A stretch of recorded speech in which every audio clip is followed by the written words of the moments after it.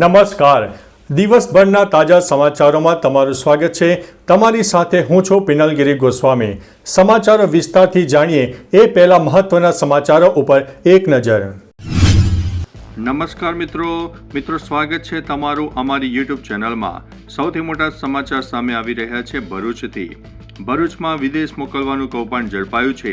યુવતીઓના bogus લગ્ન કરાવીને વિદેશ મોકલવાના મોટા રેકેટનો ભરૂચ પોલીસે પર્દાફાશ કરી દીધો છે. મિત્રો, હવે હાઈકોર્ટનો સૌથી મોટો ખુલાસો સામે આવ્યો છે. હાઈકોર્ટમાં કૂતરાનો ત્રાસ જોવા મળ્યો છે. ગુજરાત હાઈકોર્ટ કેમ્પસમાં રખડતા કૂતરાઓના ત્રાસને લઈને વકીલ મંડળે ચીફ જસ્ટિસને રજૂઆત કરી છે અને પક્ષકારોની સુરક્ષા અંગે ચિંતા પણ વ્યક્ત કરવામાં આવી છે.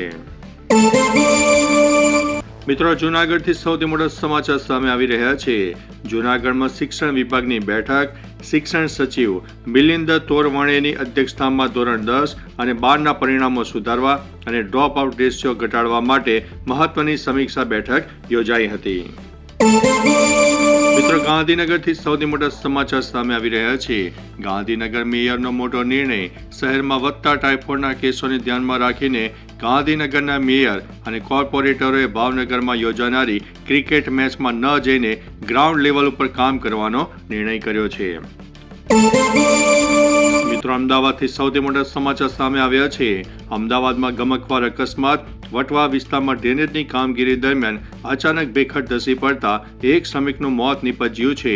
સેફટીના સાધનો વગર કામગીરી થતી હોવાના આક્ષેપ થયા છે. મિત્રો, શિક્ષણ અને વિભાગ દ્વારા હવે જુદા જુદા નિર્ણયો લીધા બાદ ખેતીવાડી વિભાગના પણ નિર્ણયો સામે આવ્યા છે. ખેતીવાડી વિભાગની સહાય અને પેન્ડિંગ પ્રશ્નો.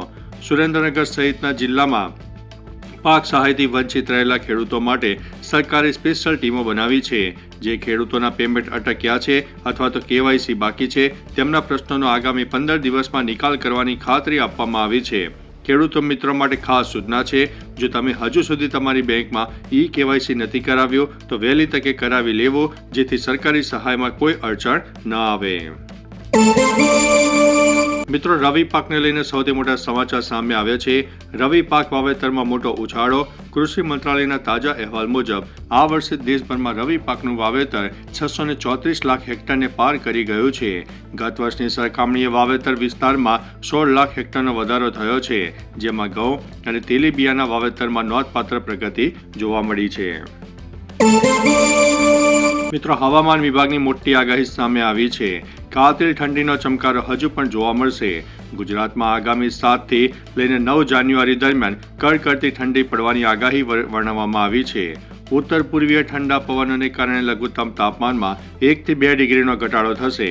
રવિ પાક, ખાસ કરીને ઘઉં અને જીરું માટે ઠંડી ઋતુ અનુકૂળ ગણાય છે, પરંતુ ખેડૂતોને રાત્રિ દરમિયાન કાળજી રાખવાની સૂચના પણ આપવામાં આવી છે. મિત્રો, બજેટ 2026ની વાત કરીએ તો PM કિસાન યોજનાની રકમમાં વધારાની આશા સેવાઈ રહી છે. આગામી કેન્દ્રીય બજેટ 2026માં સરકાર ખેડૂતો માટે મોટી જાહેરાત કરી શકે છે.